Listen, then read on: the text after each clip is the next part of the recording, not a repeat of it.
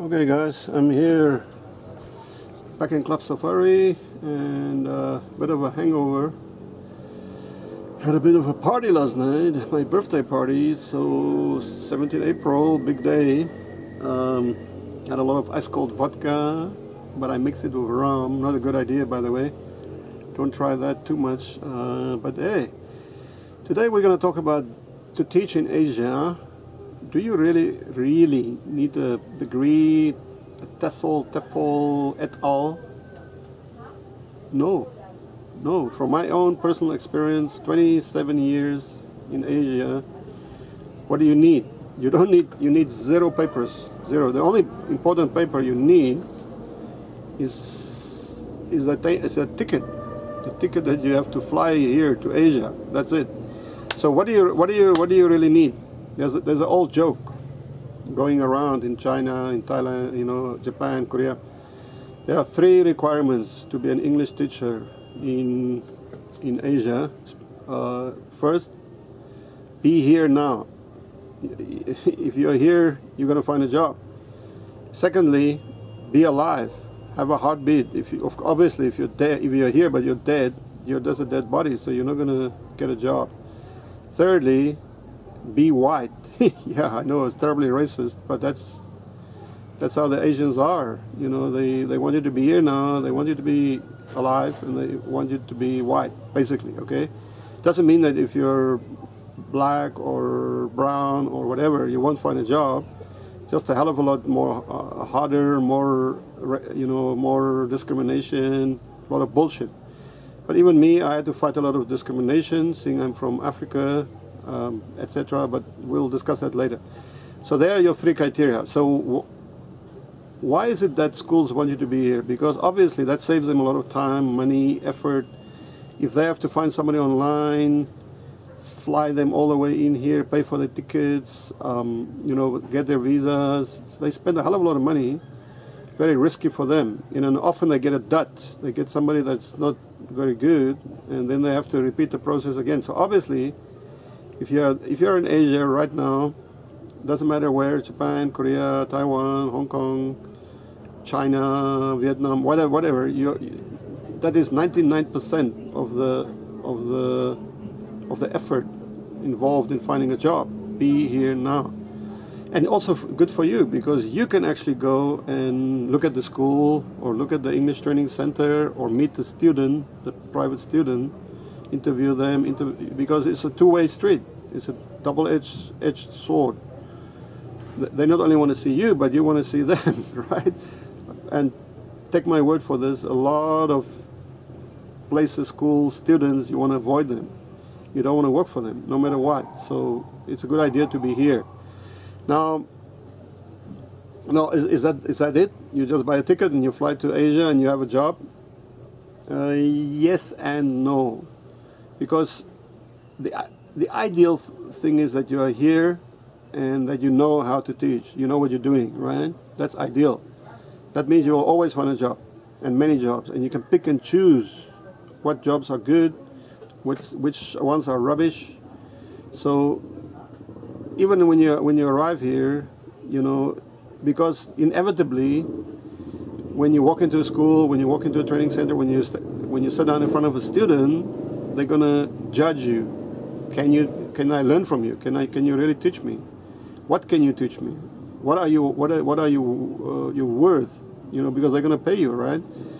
So they want to know if they can get their money's worth, and you have to demonstrate that. It's called the demo class, demonstration class. So they will put you typically in front of a bunch of unruly students, probably 20, 30, 40, 50 in number, and tell you to do a demo class, demonstrate your abilities. And all of your job prospects are hanging on that thin line of being able to do a good demo, which I've trained a lot of teachers or wannabe teachers, over the years. And I know exactly what is needed, how you do it, how you handle the whole thing. That's another story. So now, let's say you have made up your mind. I'm gonna go to Asia. I want to change my miserable life. I'm bored. I just want to see the world a bit, I want to make some money, I want to travel from country to country. This is an excellent way, teaching English, right? Because you can show up in, let's say this year you show up in China. You spend the whole year in China, you teach, you get a 1-year contract, you teach for a year. And you save some money, and you see China in that way, right? Then you go to Korea, then you go to Japan, you go to Taiwan, you go to Thailand, you go to Vietnam, whatever, okay? Or you have your base, or you find a really good job and you base in one country, and then you just jump. Because they're all very close. You fly 1, 2, 3 hours, and you're in the other countries, you get a lot of holidays, a lot of free time. You can really, like I did, like I said, I did it for 27 years, and I'm still doing it. Except now I've got my place here. This is Club Safari in Philippines. So I got my own place now from my savings, and I bought this land and I built up this resort here, small resort. And I still have now I have a home base, you know. But I still love to travel. I'm planning to go to some other countries very soon. I've never been before. So yeah, you can still go on. So okay, let's get back to the part where you are now arriving in China, for example. Let's use China. China is the biggest teaching market in the world. They have about 1 million foreign teachers, and they are probably looking for another million. So there's a hell of a lot of jobs in China. Now, what do? Suddenly you're being thrust. You're doing your demo, right? Your demo class. Suddenly you're standing in front of 50 6-year-olds or 7-year-olds or 4-year-olds or 12-year-olds. It doesn't matter. Even if you're a teacher in your own country, you're an experienced teacher in your own country, I'm telling you now, if they put you in front of 50 Chinese, that's a totally different scenario, right? Because they don't understand you. Many of them probably cannot even understand a single word. Like, for example, if I start to speak to you now in Chinese, hey, 你好吗？好像你们都听不懂我说什么，对不对？所以你们不是感觉很无聊吗？ You see, if I just keep talking like this to you for a minute, 1 minute, you don't understand the word I'm saying. Or let me switch to Afrikaans, for example. Hey, hoe gaan het met jullie klomp? Ik hoop jullie klomp is lekker en jullie verstaan mij niet. Okay, you see? So if I just talk to you like this for a minute, your brain is gonna switch off because you don't understand what I'm saying. And that is boring, and students just turn off. And then when they turn off, they start to look around, play around, fool around, and make your life a misery. Okay, so you want to avoid that. You want to know what you're doing, how to get their attention, keep their attention, and then the jobs roll in, money rolls in, and everything is cool. So what do I recommend? You don't need any papers, right? I just said so. You don't need any goddamn degree, TESOL, blah blah blah blah. Because if you're in Asia, if you have proven with your excellent demo class you can teach, then they're gonna hire you. They don't give a fat flying fish finger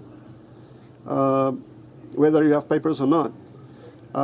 Except now, if they want to fly you in from abroad, then they want papers, because they're taking this big risk, this big gamble on you, right? And they have to apply for your visa, and they do.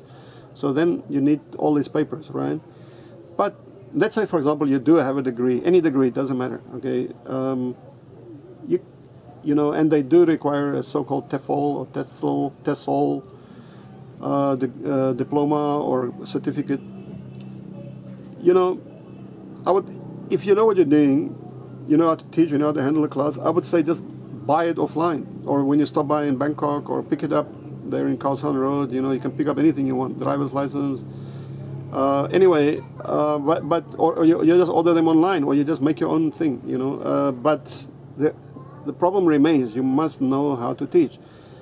So what I would suggest, I do offer TEFL courses, by the way, TESOL Diploma. Typically they want like 180-hour TESOL, like you did 180 hours, and they want to know that you spend a bit of time. Now, you're not going to learn. I wouldn't say you will learn absolutely nothing, but it's pretty close to that. Doing a TEFL, you're not going to learn much about handling a class in real life. Okay. You need training. You need training in real life, how to do it. I've trained these teachers, So if you can find somebody who was actually an experienced teacher, that's your best bet. And do a hands-on course. I would say typically a week. A week is enough, you know.